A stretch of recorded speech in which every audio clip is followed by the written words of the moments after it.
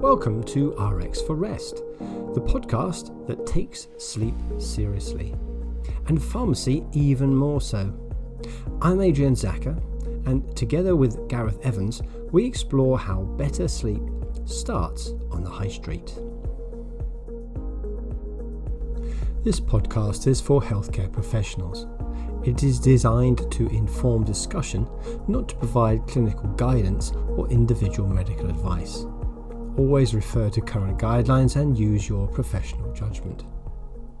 And hello, and welcome to the RX for Rest podcast from the British Society of Pharmacy Sleep Services. My name's Adrian Zacher. I'm going to now introduce you to Gareth Evans, the president.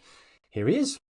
Hi, Adrian. Yeah, it's been a good introduction to our first podcast, our first foray into this. Yeah. Welcome to RX for Rest, everyone. This is going to be little bite-sized pieces of information for pharmacists and healthcare professionals alike. And I think for kicking this off, it's going to, like we say, keep it nice and short, and it's going to be just a bit of an introduction from myself and Adrian. Yeah, who we are. You know, what's our mission, what we're trying to do. We'll just start with who we are. So, Gareth, tell me, who are you? So, I'm Gareth Evans. I'm a community pharmacist. I've been a community pharmacist for far too long to remember. Qualified in 1998. Very whistle-stop tour for you all. I've always been involved in community pharmacy, had ownership, generally locumed. Currently a superintendent pharmacist of Wanstead Pharmacy, just outside of Peterborough. And this is me live from Wanstead Pharmacy as I'm speaking now. An authentic background. This is it. Yeah. So we've got the pharmacy operating as we're talking. And so my story through to where we are now in terms of sleep, well, I think it was really since the turn of the millennium, if some of our older listeners will remember that. There'll be quite a few listeners that won't remember the millennium. So turn of the millennium, I was invited to carry on with a little bit of weight management help that I was doing. So using a product called Lipotrim, which was total diet replacement formulas, getting rapid weight loss and really good successes. And so I expanded into working with them as a company as their pharmacist training, educating GPs and pharmacists around the country in terms of weight management.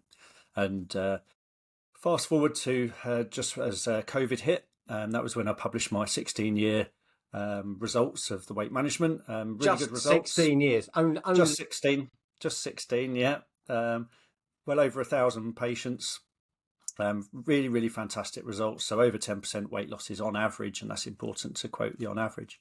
And then Adrian contacted myself and introduced the notion that really I shouldn't be concentrating just on weight management. I should be looking at sleep as well, especially obstructions.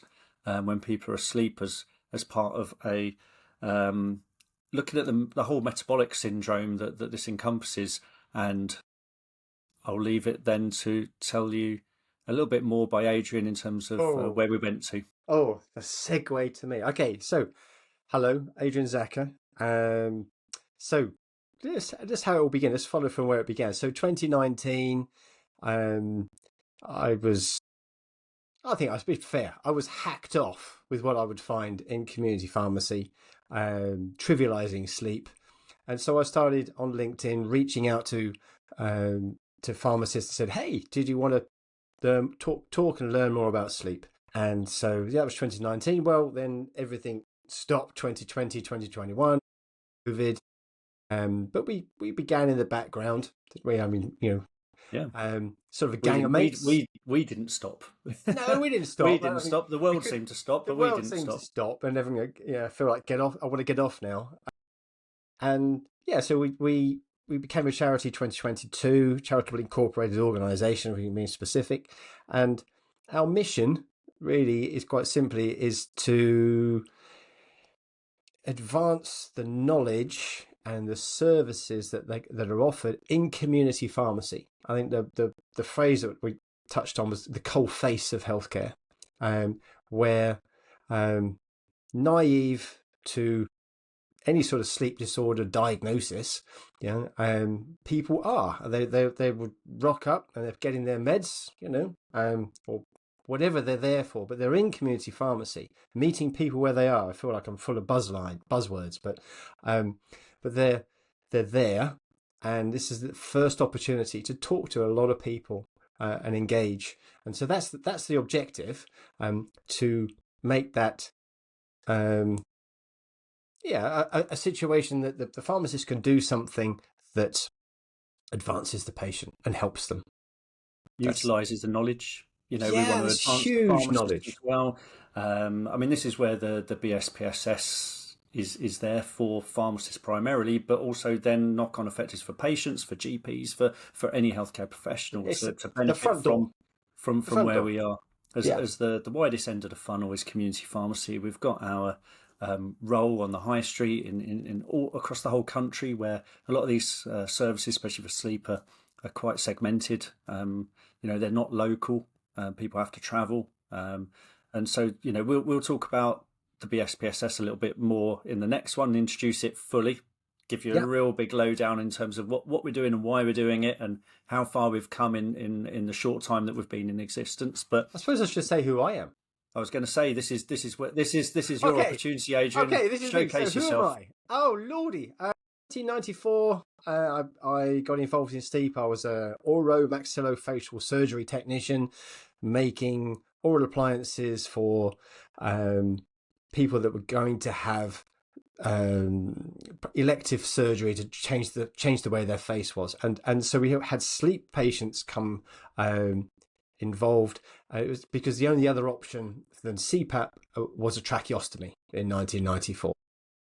So we tried making oral appliances to temporarily hold the jaw forward, and if that worked, it would justify the surgery. That's the mindset that we had. But people think, actually, hang on, I'll stick with the gum shield, and it grew from there. So then I ran my own business making oral appliances for diagnosed patients. I hasten to add, making custom and then custom adjustable oral appliances for sleep apnea and snoring. Zacher Sleep Appliances, or ZSA as it was. Then I moved into consulting, and I consulted to, it's on the record now, I consulted to ResMed and on their entry into oral appliances. And they bought Laboratoires Narval, a French company, and I joined them as internationalizing their French domestic brand. And then did that for a couple of years. And then, oh lordy, then I sort of did market entry consulting, focused on kids, and it brings us sort of up where we got to 2019.